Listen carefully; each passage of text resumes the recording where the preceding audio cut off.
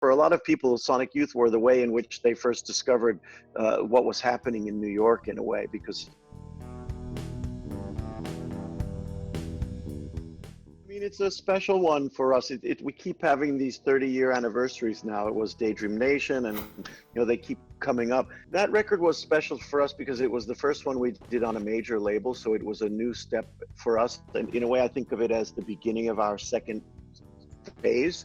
I don't know. It was just a very particular point for us. Is the using the album cover. That album cover is so loved and reproduced so many times. So many people that you see with the Goo T-shirt, or lots of people have made their own versions of it with different faces and things, which is super cool. These mashups, So I have it feels special just because I know that it's one of the really special records that people listen to of Sonic Youth. Well, at that time, it was the first time we had quite a lot of money to make a record. So we spent maybe 5 times as much money on that record as we did on Daydream Nation.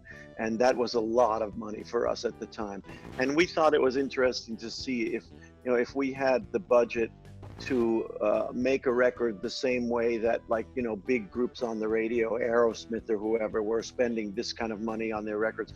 But let's see what Sonic Youth sounds like, with a really high technical production and, all this stuff. And it was interesting for us, and we did that for a couple albums. We did the same thing with the next record, Dirty, working with Butch Vig, who had just done Nirvana, and we were like, okay, let's see what happens if Sonic Youth has a big sound like that, with those big drums and everything. And it was interesting for a while, but in the end, it takes a lot of work to make those records sound like that. And in the end, we didn't feel like the work was really worth it. I mean, we were happy with our sound being a little bit more, I don't know, self-produced, a little bit less fancy in a way, because it was really more about the music we were making than how it sounded exactly. We were still listening to bootleg cassette tapes and things like that of bands we loved. So we didn't care that much about the sound quality. So by 2 or 3 records after Goo, we kind of reverted. We started our own studio and started recording our records ourselves, and maybe a little bit simpler, but in a way, I think those records have a very nice sound as well. So, it's different sound quality, but to me, I hear the music behind it. So that's the more important thing.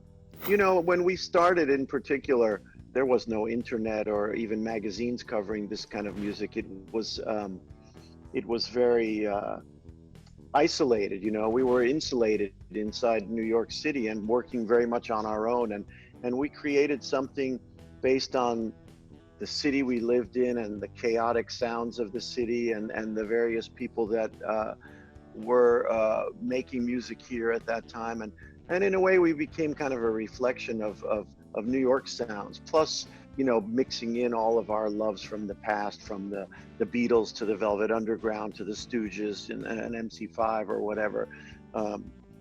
And we kind of forged our own way, but we were drawing a lot on what people were doing in New York at the time. But because there was no access, if you didn't live in New York, you really didn't experience that music. So for a lot of people, Sonic Youth were the way in which they first discovered what was happening in New York in a way, because most of those groups in New York didn't get out of the city and tour, and we fought like hell to go on tour, and we're able to do it, and so we kind of, I think we helped anyway bring sort of the sounds that were happening in New York City to a wider audience.